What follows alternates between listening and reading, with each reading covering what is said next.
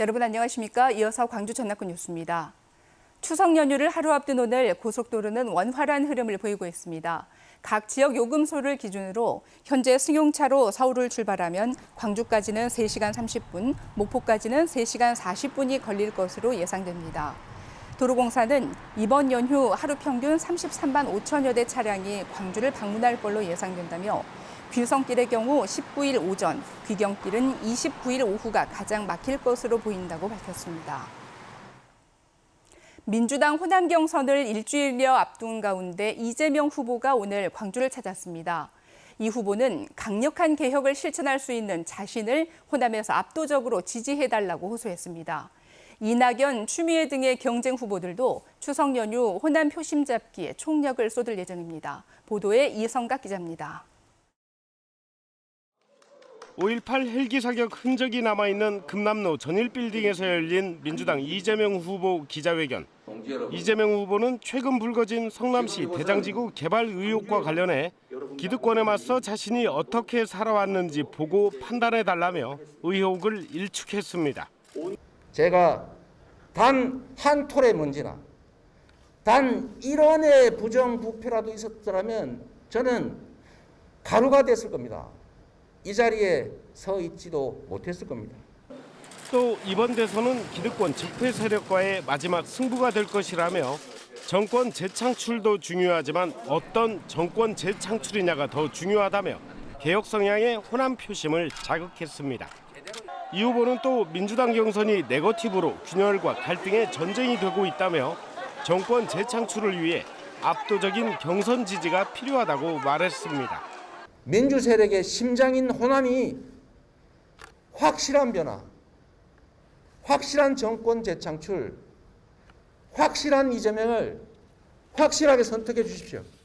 선두를 추격하고 있는 이낙연 후보 측은 호남 민심이 우호적으로 변하고 있다는 판단 속에 추석 연휴 캠프의 모든 화력을 호남에 집중할 계획입니다. 추미애 후보는 전북 공약 발표 기자회견에서 이낙연 후보 당대표 시절 권리당원 대규모 탈당이 있었다며 이틀째 이낙연 후보의 날을 세웠습니다. 박용진, 김두관 후보도 경선 최대 분수령 호남 경선을 앞두고 광주 전남 지역을 순회하며 추석 민심 잡기를 위한 총력전을 펼칩니다. KBS 뉴스 이성각입니다. 방송사 직원의 코로나19 확진으로 수년됐던 더불어민주당 대선 후보자 호남권 TV토론회가 19일 오후 3시로 다시 한번 변경됐습니다. 민주당 선거관리위원회는 어제 열릴 예정이었던 TV토론을 방송사 직원 확진으로 23일로 연기했지만 광주 전남 지역 권리당원 투표일인 21일 이전에 토론을 해야 한다는 의견이 있어 다시 19일로 조정했다고 밝혔습니다. 민주당 호남권 토론회는 모레 오후 3시부터 90분 동안 KBS 1TV를 통해서 생중계됩니다. 오늘 광주에서 오후 6시를 기준으로 코로나19 확진자 22명이 추가됐습니다.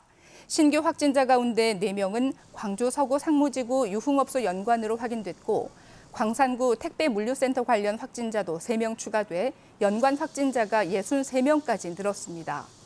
방역당국은 해당 물류센터가 종사자 명단을 제대로 관리하지 않은 사실을 확인하고 과태료 150만 원을 부과했습니다.